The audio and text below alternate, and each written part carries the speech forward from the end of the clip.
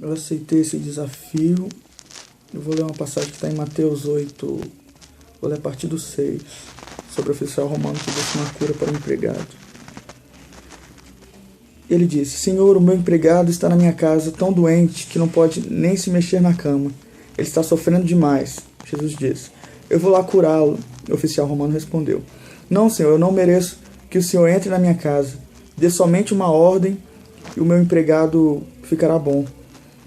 Eu também estou debaixo da autoridade de oficiais superiores e tenho soldados que obedecem às minhas ordens. Digo para um: vá lá, e ele vai. Digo para outro: venha cá, e ele vem. Digo também para o meu empregado: faça isso, e ele faz. Quando Jesus ouviu isso, ficou muito admirado e disse aos que o seguiam: Eu afirmo a vocês que isso é verdade. Nunca vi tanta fé, nem mesmo entre o povo de Israel. E digo a vocês que muita gente vai chegar do leste e do oeste, se sentar à mesa no reino do céu, com Abraão, Isaque e Jacó. Mas as pessoas que deviam estar no reino serão jogadas fora, na escuridão forte. Então, o que eu tenho para falar sobre isso é que a gente deveria começar a pensar como a gente se porta em relação à cidade, em relação às pessoas doentes que nós conhecemos.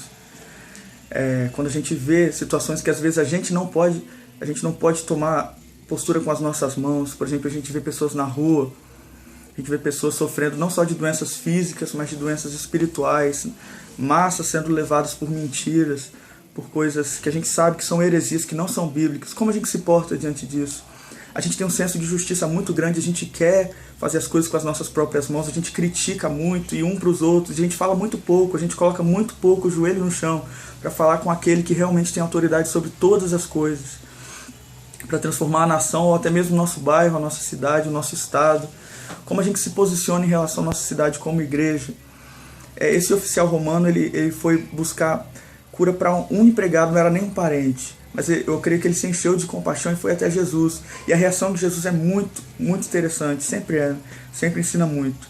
Jesus ele se propôs a ir lá curar o empregado. Só que o oficial romano: não, pera aí. Eu sei quem você é, eu sei quem eu sou também. Eu sei que se eu peço um soldado para fazer algo, ele faz porque ele obedece à minha autoridade. Imagina então Jesus, né, o Filho de Deus, a autoridade que está sobre ele. Então, eu quero te convidar a pensar, sabe, que às vezes você pode fazer muito pouco com a sua mão, mas se você lembrar de quem é Jesus, se você se encher de fé, como Jesus viu aqui nesse oficial romano, e você pedir ele para Deus: vem, entra naquela casa, vem sobre aquela pessoa, vem sobre aquela multidão que está sendo enganada. Talvez realmente Jesus vá, ele com a autoridade que está nele, ele mande os seus anjos, ele ordene que as coisas, que eles sejam curados, ou que os olhos sejam abertos, os ouvidos sejam abertos, né? Ou realmente venha uma cura física, que nós acreditamos pela Bíblia que é possível. Ele carregou sobre si toda dor e enfermidade. E uma última coisa para encerrar é sobre compaixão, sobre como não tem como você amar a Deus e não amar o próximo, sabe? Se você está apático com as coisas que estão acontecendo na sua cidade, se você é apático com as coisas que estão acontecendo na sua nação, seu estado, alguma coisa está errada.